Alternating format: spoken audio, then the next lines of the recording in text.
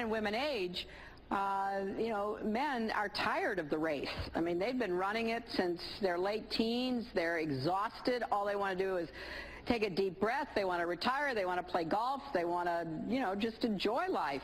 And women are raring to go because they feel like they've fulfilled their responsibilities. Their kids are out on their own. It's now time for them to show what they can do. There's an army of women and frankly a very large group of older women who could make a real difference to America's corporations, businesses, academia, politics, you name it. All right, folks, welcome back. Joining us now is our friend Dr. Larry Sabato, director of the University of Virginia's Center for Politics, and of course, centerforpolitics.org. You can check out the Larry Sabato's crystal ball. Hello, doctor. How are you, sir? Good morning. Good morning. Good afternoon. Good afternoon. I'm fine. Kind of. I can't tell you I'm great. But well, that's all right. Hey, who can? Who can say we're great? But it beats the alternative. Now, let me ask you this. What did you make of that? Because I'll tell you what I made of it after I hear from you, what Hillary had to say about men and women as they grow older. Well, if you're asking how I interpreted what she said, it seemed to me that it was kind of an artificial distinction between older men and older women. I know as many older men who are enthusiastic and energetic as I do women.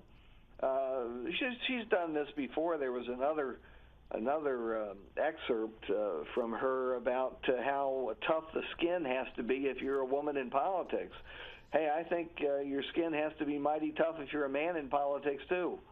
If Joe Biden sat there and said this in reverse, would he not be called a sexist? Probably, very probably. I think it goes along with a lot of these TV commercials that you see, advertising projects where the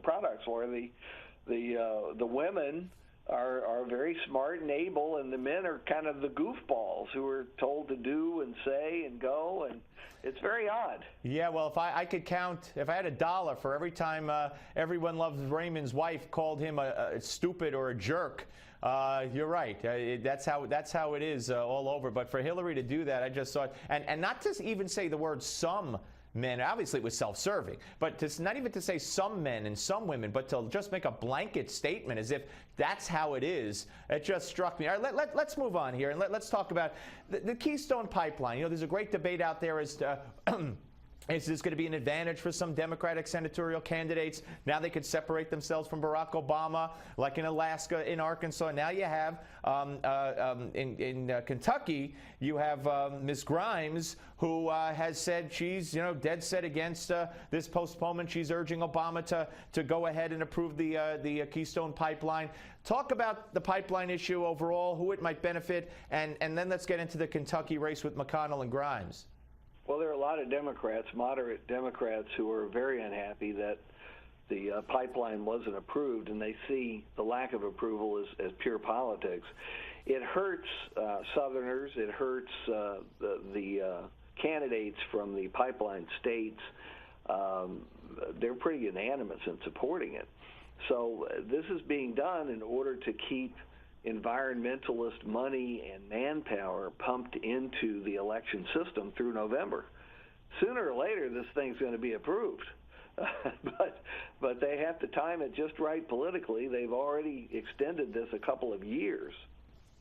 But does it give the opportunity to Grimes and to Landro and I said Arkansas, I meant Louisiana, and to say, oh, I'm against the president on this. Vote for me. Look how bold I am.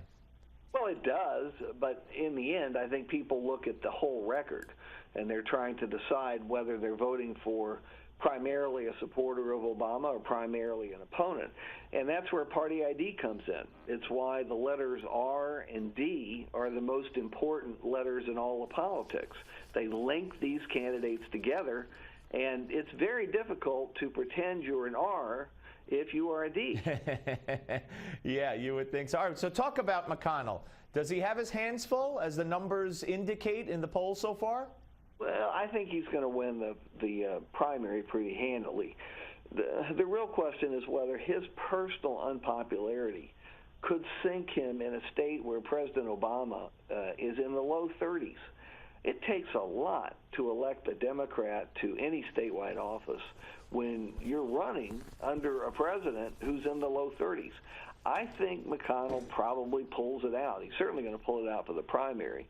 And for the general election, he's just going to turn Allison Lundgren Grimes into Barack Obama, a twin of Barack Obama. That's what all the ads will do. What about in North Carolina? You know, we have Kay Hagan now on the attack, saying that Tom Tillis had once called Obamacare a great idea. They played this seemingly edited commercial, which I think has been discredited by some in some circles. And I saw MSNBC. I think I have a soundbite in my archive here of them replaying it on one of their shows to make the same point. I mean, is there any shot that Kay Hagan could emerge victorious? Well, that's a close one. I tend to think North Carolina will lean Republican this year, but it's by no means over. And a lot of it depends on what Republicans do. They've got three candidates. One candidate has got to get over 40% in the first primary, or it goes to runoff. The longer the campaign between the Republicans goes, the nastier it gets, the more money is spent. You know, Hagan benefits. So I think one key consideration will be whether the Republicans can gather at least 40% around one candidate like Tillis on the original primary day, which is coming up. Yeah, no, very, very interesting, and there's so many interesting races. Let me get your very quick take in 30 seconds here on Pryor. Is he hurt by that? I think in your crystal ball you say not much. That statement he made about Tom Cotton on military service. If he said it in the general election, he'd be hurt. Temporarily, I doubt it. These things are all forgotten pretty quickly. You can make a TV ad out of them. He's been doing somewhat better. You know, he's bumped up in the polls 3-4 points. Keep Larry for another. The New York Times had him 10 up, which nobody believes. I think in the end, though, his problem is the same as it was in the beginning. Barack Obama, low 30s in Arkansas. Cotton is a strong candidate as long as the Republicans have some minor weight. Larry, stay where you are. We're talking Larry Sabato on the Steve Malzberg Show.